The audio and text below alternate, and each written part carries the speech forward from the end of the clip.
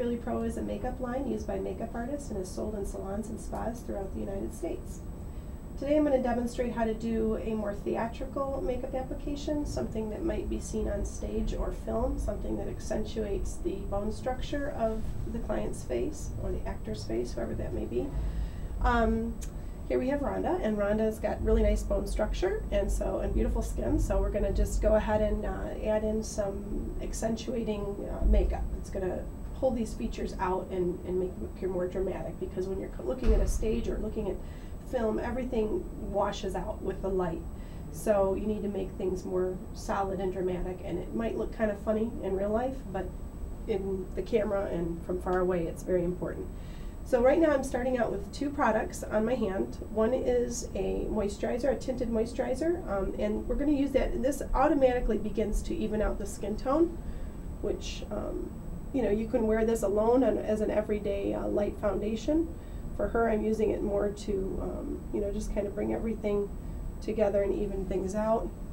And it also aids in keeping makeup on the face. As you know, in the theatrical world and even in the photo shoots and filming, lights are warm.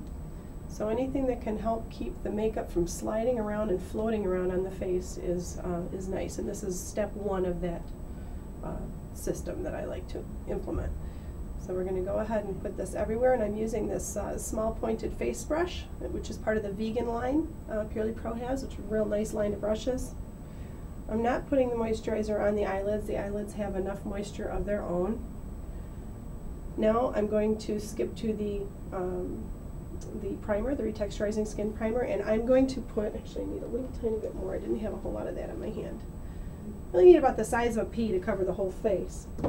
This is going to mattify the skin, which is nice on stage. For, you don't want a whole lot of shininess going on unless you're actually going for that type of a look. But you want to just get this all over the face.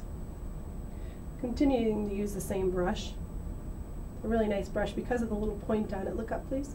You can get right underneath the eye really easily without actually going in someone's eye. And I'm just blending things around until I feel like everything is smooth and even. Close your eye. I am just going to really lightly wipe this retexturizing primer over the eyelid just once. Next step, I'm going to use the Prime Time, which is it's a primer which can be used really on anything, but I use it mainly on lips and eyes. So I'm going to go ahead and put a little bit on her eyes right now. I'm using this little chubby blender brush. Close your eyes, and I'm just going to dab it in. I'm just setting it in there. I'm going to final blend it with my finger, just kind of getting it into place. Now this primer is going to smooth the eyelids out, and it acts like a little magnet to keep the shadows on. It is a little on the tacky side, so you're going to want to powder it after you're finished blending. And I like to put this on at this stage because it gives it time to set. While I'm working on contouring and highlighting, this will be kind of setting itself, and by the time I get to do the eyeshadow, it'll be just perfect timing.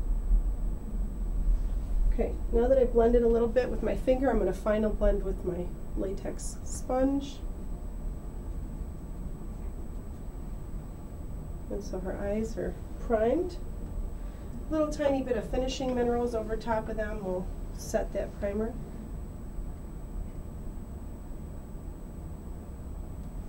Okay, I'm going to skip ahead to doing a little bit of contouring. I'm going to use that same chubby blender, and I have the this is the Instant Neutrals Concealer Trio, and we're going to take the darkest color, and like I say, this is the part where it starts to look kind of funny in real life, but we're going to chisel in the cheekbones just a little bit on both sides. Basically, you follow the person's own face structure and you accentuate that. If you're trying to do a character application where you say, I was trying to make her look old or fat or skinny or whatever, then you start to play around with manipulating the facial features. But when we're just trying to accentuate her and make her look absolutely gorgeous up on stage where all of her own natural features really stand out, that's pretty easy. You can just kind of follow her own lines on the face. Cheekbones, in this little temple area, a little tiny bit up in here, a little bit at the top of the forehead by the hairline, A little bit here, you're just kind of creating more. Now you can totally adjust the shape of somebody's nose by, you know, highlight and shadow. You can make it narrower by, you know, darkening the sides, or you can make it wider. Someone's got a very fine narrow nose, you can lighten on the sides.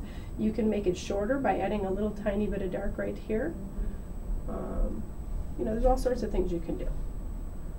So we've got a little raised area right here. We can kind of lower that a little bit just by adding a tiny bit of contour there. You can give someone a little cleft chin if you want. I mean, there, there really is so many things you can do with contour and shadow. So, or contour and highlight, I'm sorry.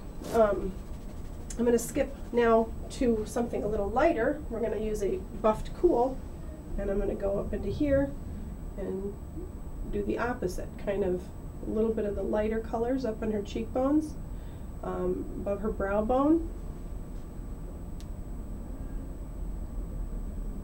Now, at the same time that you're doing this, you want to look and see, is there anything that needs to be covered up as you would normally with camouflage, if there's any, you know, dark circles under the eyes, any scars, anything like that at all.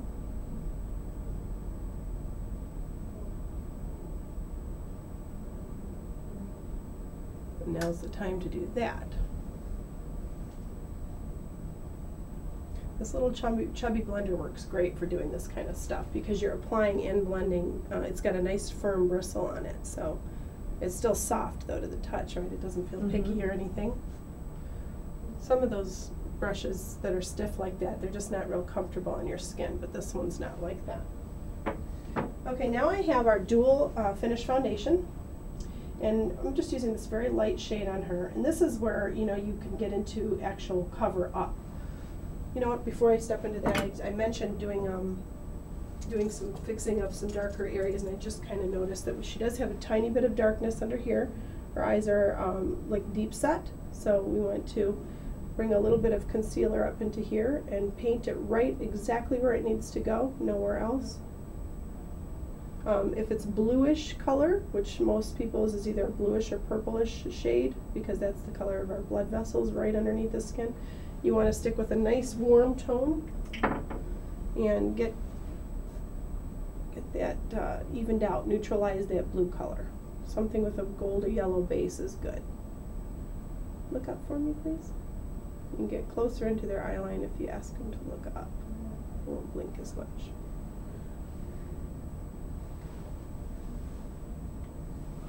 There's the color I'm looking for. This is, I'm mixing two colors together to get the one I want, which is fine.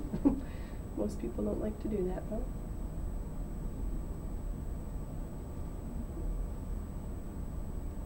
And this is the warm front. Warm front is a really nice trio. We use it for a lot of people. A lot of different skin tones can use it. Oh. A little bit of dark stuff there.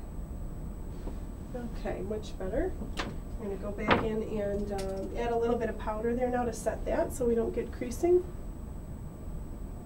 Again, with that small pointed face brush, which I can get right up into there with. It's a very versatile brush. Close your eyes. So, crease there. Get rid of that. Okay, now back to the dual finish foundation, which can be used wet or dry. I'm using it wet today. And it does have a nice little spot to keep your wet brush underneath so that you can, your wet sponge, you can put that in there. It won't get mildewy or anything because it has holes in it to let the air come in and dry it. Okay, now we're just going to pat it on.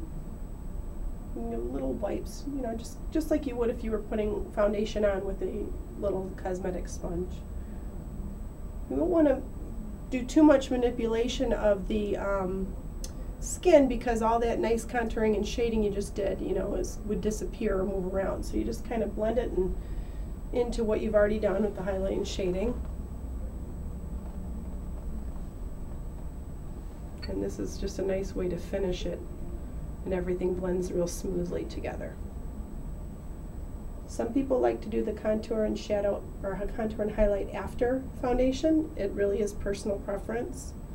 I think that by doing the foundation after, you're kind of